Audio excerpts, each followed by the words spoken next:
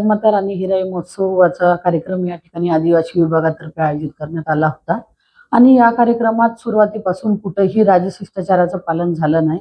आपण पाहिलं सुरुवातीला देखील स्वागत समारंभ झाला। मी भाषणात देखील स्पष्ट सांगितलं की जिल्ह्याच्या कलेक्टर आहे, आयुक्त असतील यांचे स्वागत न करता नगरसेवकांच्या स्वागतापासून त्या कार्यक्रमाची सुरुवात झाली। माझ्या भाषणातही देखील मी सांगितलं की एखादा शासकीय कार्यक्रम घेत असताना विद्यमान सगळे लोकप्रतिनिधी बोलणं झाल्यानंतर मी वारंवार सांगत होती की ज्यांची भाषणं घ्यायचे ते सगळ्यांची भाषणं घ्या।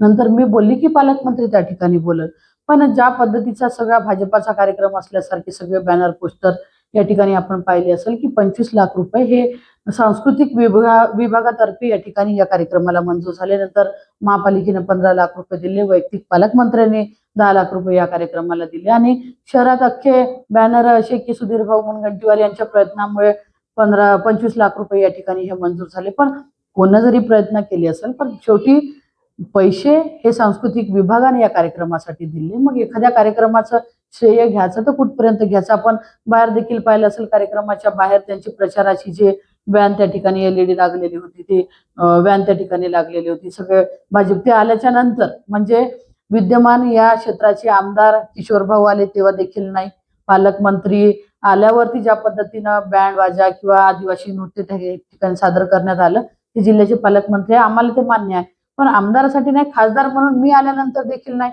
पण जेव्हा एखादा आमदार येत असेल तर आमदाराला तुम्ही खासदाराचं भाषण चालू असताना जर का गाजावाजा करून असा आवाज करून शेवटी मला त्या आवाजापायी भाषण बंद करावं लागलं आणि मी सांगितलं की प्रोटोकॉलनुसार खासदाराचं भाषण झाल्यानंतर कुठलेही आमदार हे बोलू शकत नाही। मग असं असताना तुम्हाला बोलायचं होतं, तुम्हाला भाषण द्यायचं होतं, जवळपास 2.5 तास आम्ही त्या ठिकाणी वाट पाहिली, स्वतः पालकमंत्र्यांनी वाट पाहिली, तरी देखील सुधीर भाऊ त्या ठिकाणी पोहोचले नाही। आणि आल्यानंतर खासदारांचं भाषण झाल्यानंतर तुम्ही आमदाराचं भाषण प्रोटोकॉलनुसार घेता कसं?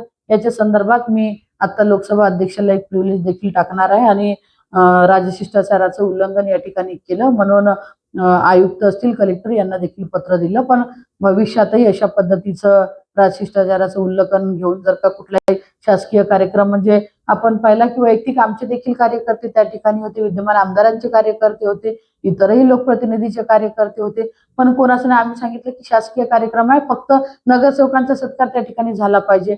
पण त्यांचे गटनेते प्रज्वल कडू येऊन स्वतः माईक जवळ उभे राहून एक एक कार्यकर्त्यांना बोलवून त्या ठिकाणी त्यांचं स्वागत करत होते। म्हणजे हा कार्यक्रम आदिवासी विभागाचा हिराई महोत्सव होता की भाजपाचा महोत्सव होता, अशी शंका सगळ्या उपस्थित लोकांच्या मनात निर्माण झाली। आणि भविष्यातही अशा पद्धतीचे कार्यक्रम हे शासकीय कार्यक्रमात जर का कोणी राजकीय श्रेय घेण्याचा प्रयत्न करत असेल तर हे चुकीचं आहे।